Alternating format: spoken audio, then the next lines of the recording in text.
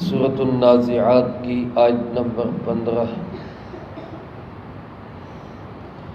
الحمدللہ وکفی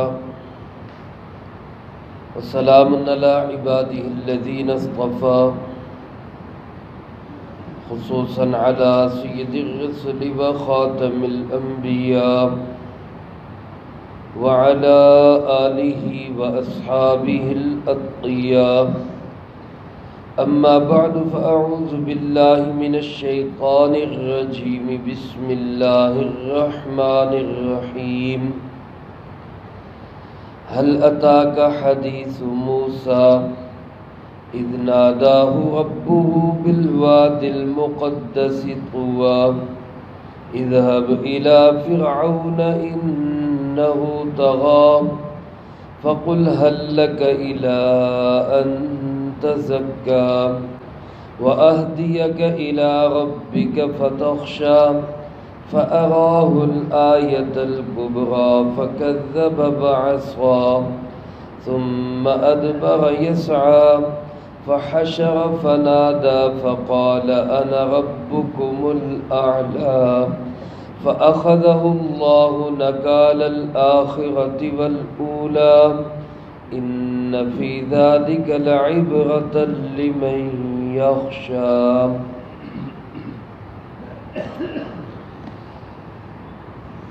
ان آیات مبارکہ میں اللہ رب العالمین نے حضرت سیدنا موسیٰ علی نبینا وعلیہ الصلاۃ والسلام کی تبلیغ کا، ان کے فکر آخرت کا، فرعون کی خیر خواہی میں اس کے پاس جانے کا، اور پھر فرعون کی طرف سے کیا رد عمل آیا، کیا جواب دیا گیا، اس مخلصانہ دعوت کو کس طرح ٹھکرایا گیا، اللہ پاک نے اس کا ذکر فرمایا ہے۔ اس تذکرے کے دو مقصد ہیں۔ ایک مقصد تو یہ ہے کہ جو لوگ آخرت کو جھٹلاتے ہیں، مرنے کے بعد کی زندگی کو تسلیم نہیں کرتے، حساب کتاب جزا سزا پہ یقین نہیں رکھتے، وہ ذرا اس بات کو سامنے رکھیں کہ فرعون کا انجام کیا ہوا تھا۔ اس نے بھی اسی طرح آخرت کو ٹھکرایا، اللہ کے پیغام کو جھٹلایا، اللہ کے برگزیدہ نبی حضرت موسیٰ علیہ السلام کی تکذیب کی، تو اس کا انجام کیا ہوا۔ ایک طرف تو یہ دھمکی ہے مشرکین عرب کو بالخصوص، اور قیامت تک آنے والے تمام انسانوں کو، آج کے انسانوں کو بھی بالعموم، کہ دیکھو اللہ کے دین کو ٹھکرانے والوں، فرعون کا انجام سامنے رکھو۔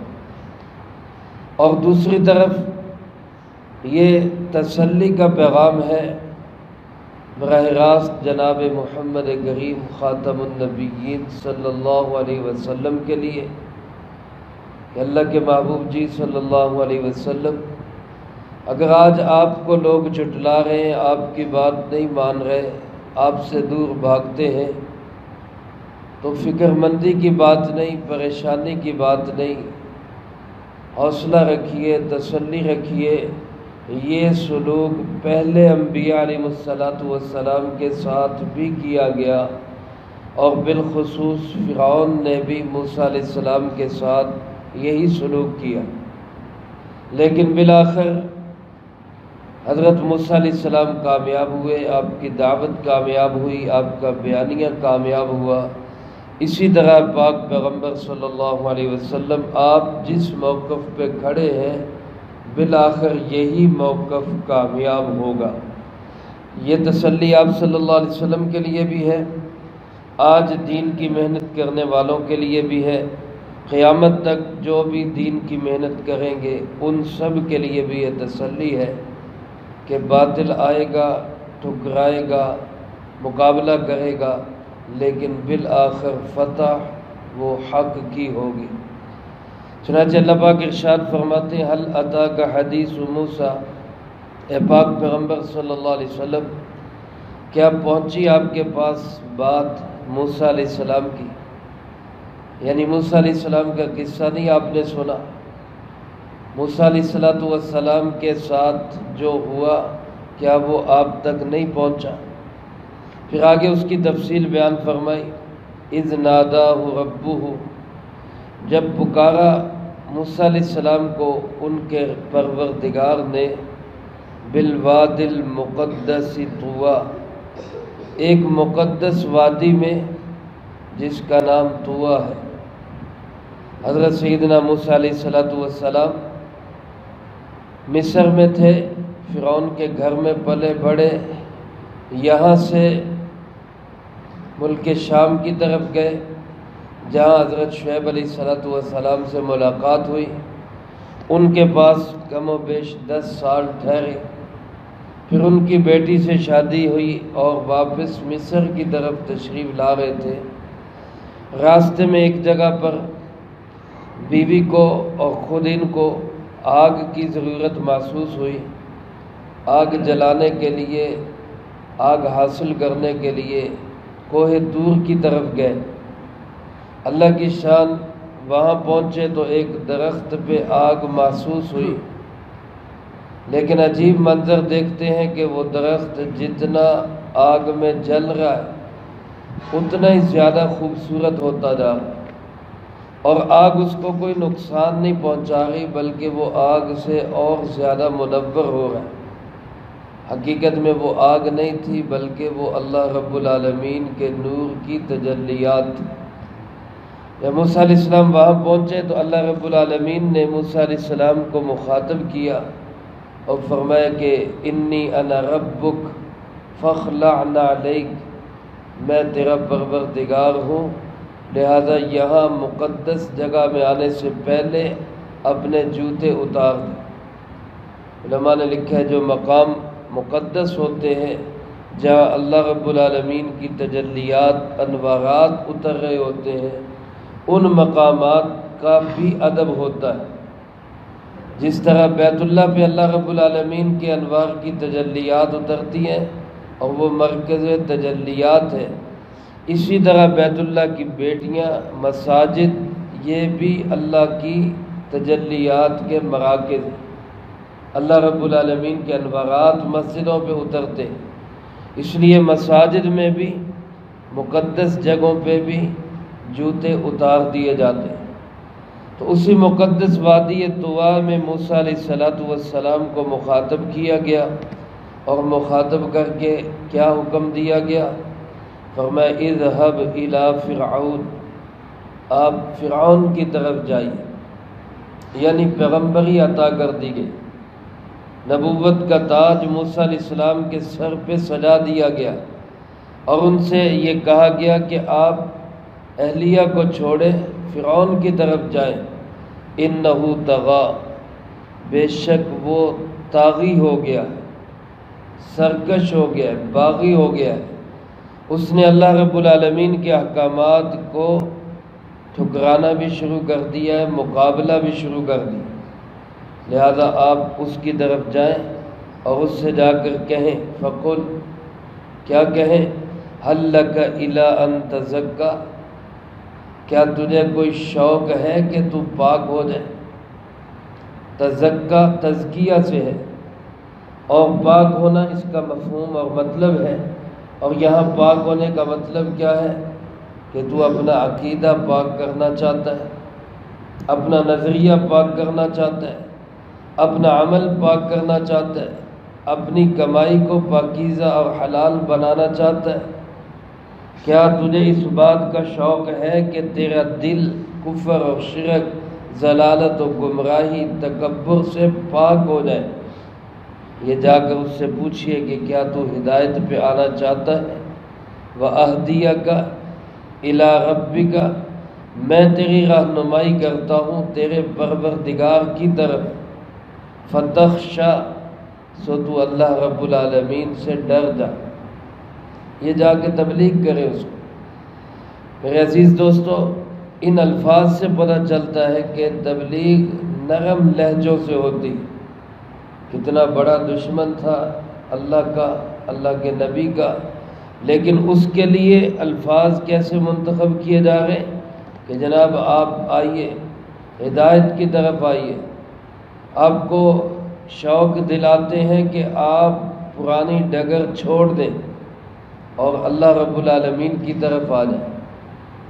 یعنی یہ تبلیغ کا انداز یہی ہونا چاہیے کہ موقف اپنا مضبوط ہو اور لہجہ اپنا میٹھا ہو، مٹھاس بھرا ہو، تاکہ لوگوں کو اللہ کی طرف آنے کا شوق نصیب ہو جائے۔ اللہ پاک فرماتے اس کے ساتھ ساتھ فَأَرَاهُ الْآيَةَ الْكُبْرَى، حضرت موسیٰ علیہ السلام نے ان کو بڑی نشانیاں دکھائی، بڑی نشانیاں دکھائی۔ حضرت موسیٰ علیہ السلام لاٹھی پھینکتے تو وہ لاٹھی سانپ بن جاتی، یہ ایک بڑی نشانی تھی۔ اس کو پکڑتے وہ پھر لاٹھی بن جاتی۔ اسی کا مقابلہ بھی ہوا جس کا تذکرہ گزشتہ پارے میں ہو چکا ہے کہ فرعون نے جادوگر اکٹھے کیے، لیکن اس کے باوجود وہ ناکام رہا اور موسیٰ علیہ السلام غالب آئے۔ اسی طرح ایک معجزہ موسیٰ علیہ السلام کا یہ تھا کہ اپنا ہاتھ مبارک اپنی بغل میں ڈال کے، گریبان میں ڈال کے نکالتے تو وہ ہاتھ ایسے چمک رہا ہوتا جیسے اس کے اندر کوئی لائٹ جل رہی، روشنی نکل رہی ہوتی۔ یہ نشانیاں تھی، معجزات تھے جو موسیٰ علیہ السلام نے فرعون کے سامنے پیش کیے کہ حضرت موسیٰ علیہ السلام اللہ کے نبی ہیں، لہذا ان کی بات کو تسلیم کرو۔ اب چاہیے تو یہ تھا کہ وہ ان کی بات کو تسلیم کرتا، ان کی اتباع کرتا، کامیاب ہو جاتا دنیا میں بھی آخرت میں بھی، لیکن اس نے کیا کیا؟ اللہ پاک فرماتے فَكَذَّبَ وَعَصَىٰ، اس نے تکذیب کی، وعصا، اور اس نے نافرمانی کی۔ بجائے اس کے کہ بات کو تسلیم کرتا، موسیٰ علیہ السلام کی ہمدردانہ دعوت کو اس نے ٹھکرا دیا، اور بجائے اس کے کہ حضرت موسیٰ علیہ السلام کی اتباع کرتا، اللہ رب العالمین کی بات مانتا، عصا، اس نے نافرمانی کی۔ اور پھر اس سے آگے کیا فرمایا؟ ثم ادبر یسعی، پھر اس نے پیٹھ پھیر لی، نفرت کا اظہار کیا۔ جب انسان کسی سے نفرت کرتا ہے تو اس سے منہ موڑ لیتا ہے، تو اس نے بھی حضرت موسیٰ علیہ السلام سے نفرت کا اظہار کیا، منہ پھیر لیا، یسعی، اور دوڑتا ہوا چلا گیا۔ حضرت موسیٰ علیہ السلام کی بات تسلیم نہیں کی بلکہ کھسک گیا، اور پھر فحشر فنادى، لوگوں کو جمع کیا، سب لوگوں کو اکٹھا کر کے اس نے پکار کر کہا، کیا کہنے لگا؟ فقال انا ربکم الاعلی، کہنے لگا کہ میں تمہارا سب سے بڑا رب ہوں۔ اندازہ کریں میرے عزیز دوستو، اللہ رب العالمین کی برداشت کا بھی، حوصلے کا بھی، اللہ رب العالمین کے ڈھیل دینے کا بھی، کہ ایک شخص اس قدر باغی ہو گیا کہ وہ اللہ کے تخت پہ بیٹھنا چاہ رہے، کہہ رہے میں تمہارا عام رب بھی نہیں، ربکم الاعلی، میں تمہارا سب سے بلند رب ہوں۔ اور دوسری جگہ قرآن کریم میں اللہ پاک نے فرمایا، لوگوں کو جمع کر کے کہنے لگا ما علمت لکم من الہ غیری، میرے علم کے مطابق میرے سوا تمہارا کوئی معبود ہے ہی نہیں۔ یعنی اللہ رب العالمین کا تو صاف انکار، اور خود بن گیا بڑا رب۔ اب ایسے تکبر والے انسان پہ، اور ایسے اپنے آپ کو بڑا سمجھنے والے انسان پہ، جس کی ہدایت کے لیے اللہ کے برگزیدہ نبی موسیٰ علیہ السلام گئے، جب اس نے تسلیم نہیں کیا تو پھر سزا تو ملنی چاہیے تھی، پھر اس کا انجام تو عبرتناک ہونا چاہیے تھا۔ چنانچہ اللہ پاک فرماتے ہیں فَأَخَذَهُ اللَّهُ، پھر اللہ نے اس کو پکڑا، اللہ رب العالمین نے اس پہ گرفت ڈالی، نکال الآخرۃ والأولی، آخرت کی سزا بھی اور دنیا کی سزا بھی۔ علماء نے لکھا نکال اس سزا کو کہتے ہیں جو دوسروں کے لیے عبرت کی جگہ پہ، جس سے دوسروں کو عبرت حاصل ہو، ایسی سزا اللہ نے اس کو دی دنیا میں بھی آخرت میں بھی، جس سے لوگ عبرت حاصل کریں۔ میرے عزیز دوستو، یہ بھی اللہ رب العالمین کا احسان ہے کہ صدیوں پہلے کے واقعات کو اللہ پاک نے قرآن کریم میں بیان کر کے ہمیں سمجھا دیا کہ تکبر نہ کرو، اللہ کے سامنے اکڑو نہ، اللہ کے پیغام کو ٹھکراؤ نہ، اللہ کے پیغام کا انکار نہ کرو، نفرت کا اظہار نہ کرو، ورنہ جو انجام فرعون کا ہوا ہے خدا نخواستہ کہیں وہی انجام تمہارا نہ ہو جائے۔ اللہ نے اس کو ایسی عبرتناک سزا دی دنیا میں بھی اور آخرت میں بھی کہ دنیا میں آج بھی اس کی لاش کو محفوظ رکھا ہے کہ جس نے سینکڑوں سال تخت پہ بیٹھ کر مخلوق کا خیال رکھنے کی بجائے، لوگوں کو سہولیات دینے کی بجائے، اللہ رب العالمین کی بات ماننے کی بجائے اپنی عیاشیوں میں لگا رہا۔ اور جب اللہ کے نبیوں نے آ کے سمجھایا تو تب بھی اس کے کان پہ جو نہیں رینگی۔ فرمایا اس کا عبرتناک انجام ذرا دیکھو کہ آج اس کی لاش بھی محفوظ ہے اور یہ سینکڑوں سال کا بادشاہ بے بس ہے، کر کچھ نہیں سکتا۔ پانی کے اندر اللہ رب العالمین نے اس کو ڈبو دیا۔ اور جو آخرت میں سزا ہے وہ فرمایا دوسری جگہ پہ سورۃ مؤمن میں اللہ پاک فرماتے النار یعرضون علیہا غدوا وعشیا، صبح و شام آگ ان پر پیش کی جاتی، صبح و شام۔ یہ برزخ کا عذاب ہے۔ اور آخرت میں کیا ہوگا؟ فرمایا ادخلوا آل فرعون اشد العذاب، آج آل فرعون کو سخت ترین عذاب میں داخل کر دو۔ تو دنیا میں بھی عذاب، برزخ میں بھی عذاب اور آخرت میں بھی عذاب۔ ایسی سزا اس کو ملی کہ جو عبرتناک سزا ہے۔ اب بھی اس سے کوئی عبرت حاصل نہ کرے تو اس کا اپنا ہی نقصان ہے۔ اللہ پاک فرماتے ان فی ذلک لعبرہ، یقیناً پکی بات ہے اس کے اندر بڑی عبرت ہے، لعبرتن، اس کے اندر بڑی عبرت ہے۔ لیکن اس سے عبرت حاصل کون کرے گا؟ لمن یخشا، جو اللہ سے ڈرے گا، جس کے دل میں خوف خدا ہوگا۔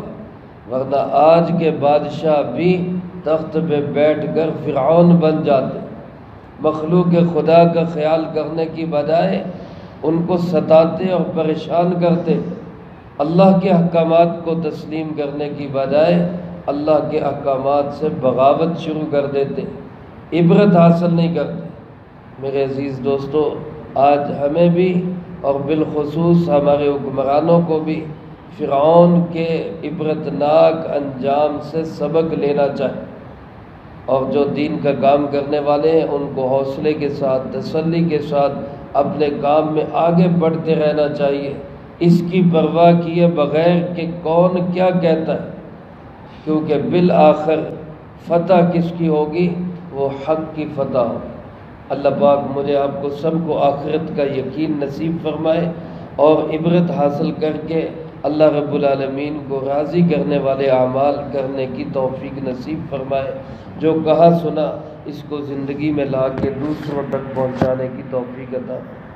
اللہم انت السلام و منک السلام، تبارک ربنا و تعالیت یا ذا الجلال والاکرام۔ اللہم اعنا علی ذکرک و شکرک و حسن عبادتک۔ اللہم احسن عاقبتنا فی الامور کلها وأجرنا من خزي الدنيا وعذاب الآخرة۔ اللهم واقية كواقية الوليد، اللهم استر عوراتنا وآمن روعاتنا، اللهم إنا نجعلك في نحورهم ونعوذ بك من شرورهم، اللهم اكفنا بحلالك عن حرامك وأغننا بفضلك عمن سواك، اللهم اكفنا كل مهم من حيث شئت ومن أين شئت، رب اغفر وارحم وأنت خير الراحمين، رب ارحمهما كما ربياني صغيرا۔ اللهم ربنا تقبل منا إنك أنت السميع العليم وتب علينا إنك أنت التواب الرحيم. وصلى الله على النبي الكريم